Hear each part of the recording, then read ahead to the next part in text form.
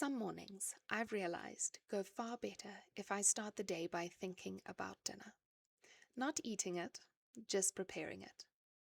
If dinner is already decided, or mostly done, the rest of the day opens up in a different way.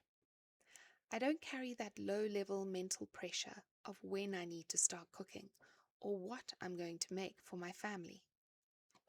I don't keep checking the clock or mentally rearranging the afternoon around a meal that hasn't even started yet. Today is one of those days. It's New Year's Eve and we're not going anywhere. No plans, no late nights. My husband and I are still recovering from Giardia and our energy levels are low. We're functional, but only just. And instead of pushing through or pretending otherwise, we're working with where we're at.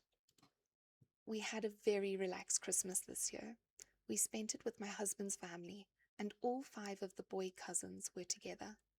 They ran, shouted, wrestled, and basically had the time of their lives. It was loud in the way children should be loud, and calm in the way that actually matters. Nothing fancy, no pressure. It was just us family, and it felt so good.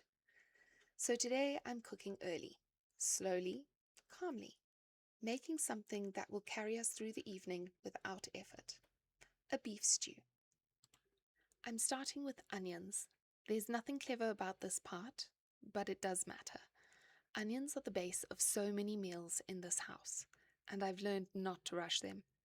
When you give onions time, when you let them soften properly instead of just heating them through, they change the whole character of a dish.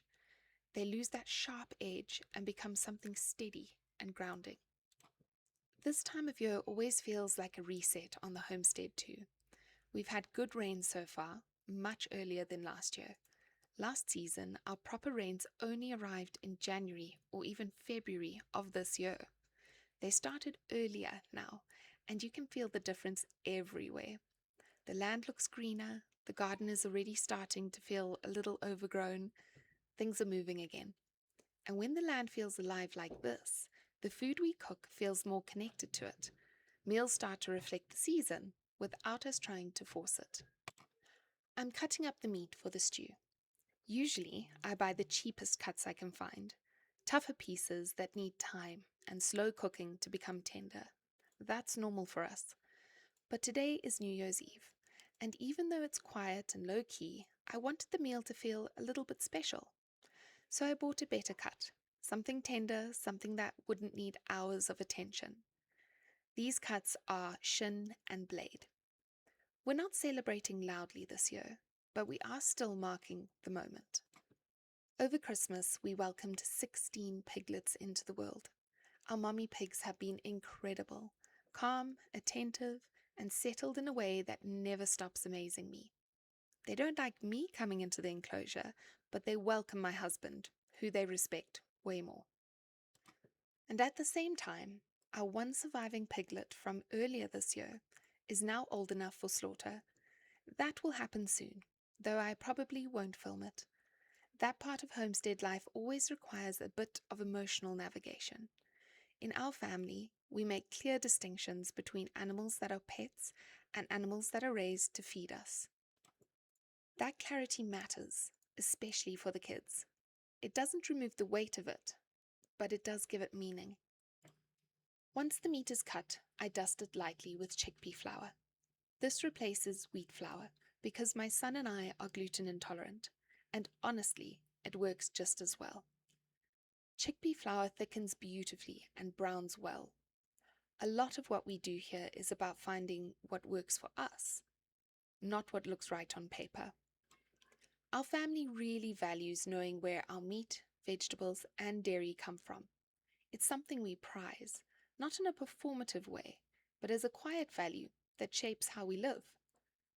Raising livestock means understanding how the meat we eat is raised, and cooking it slowly, respectfully, feels like part of that same responsibility. I melt some homemade tallow in my electric pressure cooker and start browning the meat, only about a third at a time. This part takes longer, but it is worth it. Crowding the pot doesn't give you the same result. The meat steams instead of browning, and flavor gets lost. So I brown it in batches, remove each batch to a bowl, and repeat. This kind of pacing suits me when I'm tired. There's no rush, no urgency, just steady movement forward. The homestead works much better that way. Things don't change overnight. They shift slowly, almost quietly, until one day you realize things are quite different. Once the meat is done, the onions and garlic go straight into the same pot. All those brown bits from the meat lift as the onions soften, and that's where so much depth comes from. Nothing fancy, just letting ingredients do what they're meant to do. Living here for 18 months has taught us that lesson again and again. You don't arrive knowing everything. You learn by doing, by adjusting, by noticing what works and what doesn't. No one becomes an instant homesteader. It's a long and evolving process. While the onions and garlic soften, I prep the tomatoes.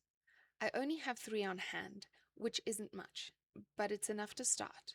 I'd likely add more later when I cook the stew properly for a second round. I peel them using a soft skin peeler I've had for over 10 years. It's simple and reliable, and it's still going strong. There are plenty of other ways to do this. Blanching, chopping them whole, leaving the skin on, all of them are fine. This is just what works for me. I chop them and add them straight into the pot. Once the tomatoes are in, all the meat goes back into the pressure cooker. At this point, it already smells like dinner, even though it's hours away. That's the moment where something in me relaxes. Dinner is no longer a question mark. It actually exists. Next, I add bone marrow pieces from the freezer. This is a family favorite. You don't have to add these, but because our boys love them so much and ask for them every time, I'm adding them as a treat today.